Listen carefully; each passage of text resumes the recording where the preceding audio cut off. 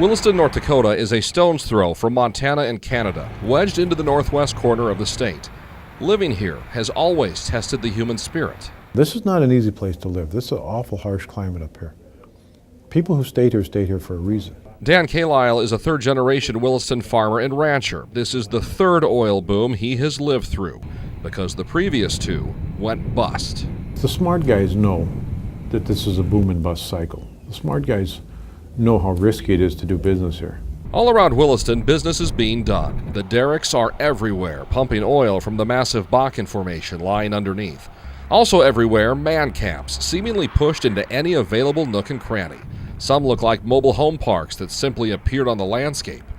There is a lot more happening here. Telltale signs this area has completely changed from what it was. 25 years ago I ran a drug task force and we were whooping and hollering when we brought in an ounce of meth. Now we're bringing in pounds. Williams County Sheriff Scott Bushing has a problem, actually a couple of problems, beginning with organized crime. We have evidence of Mexican mafia drugs coming up here. Drugs from Mexico are trafficked to Billings, Montana and Denver, Colorado, then into Williston. But the Mexican mob isn't all. Apparently we have a new chapter of Sons of Silence, which is an outlaw motorcycle gang.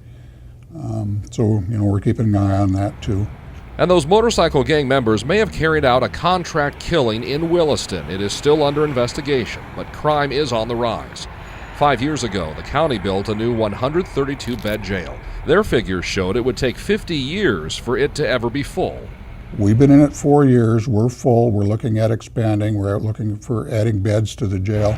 Williston's averaging one murder every 90 days. Not bad for a big city, but tough for a town that had once been small but is not anymore. The obvious sign of that is the traffic. It has 2 speeds here, horrifyingly quick with semis and oil trucks dodging and weaving around you, and frustratingly slow. The roads here weren't built to handle this much traffic. This is a huge number of people trying to get everywhere at the same time. There's one spot just west of town out here. They had 29,000 crossings in a 24-hour period. 40% of those were semis. In 2008, the Williams County Sheriff's Department responded to 115 car crashes. Last year, that number was 700. This year, 500 so far. It's not just organized crime, drugs, and traffic safety plaguing this area. So is inflation, high prices for the things everyone wants. At the grocery store, the cheapest eggs are $2 a dozen. Every variety of milk is more than $4 a gallon. The rent for a 2-bedroom apartment, $2,200 a month. And you're probably getting a pretty good deal at $2,200. Yeah. A lot of them are going to be more than that at 2-bedroom. $2,500 would probably be my sense of what a normal 2-bedroom is going to go for here average. For 20 years, Ward Koser has been Williston's mayor. He likes what the oil business has been able to do. We have low unemployment, people are making a lot of money, the economy is very, very strong. Koser admits housing prices are way too high. The city has approved the construction of hundreds of new apartments, but the local unemployment rate is less than 1%, and 4,000 new jobs are being created every year. Last year, Williston generated for the state $3.5 billion of taxable sales. It is big money. For 2013, the city of Williston is on pace to issue $500 million in new building permits. New construction is everywhere. You can't throw a rock and not hit a new business. But this town isn't the town it was just 5 years ago. Before the boom, 12,000 people lived in Williston. Listen to how Sheriff Bushing answered us when we asked how many people live here now. I have no idea how many are here, but it's a hell of a lot more than 12,000.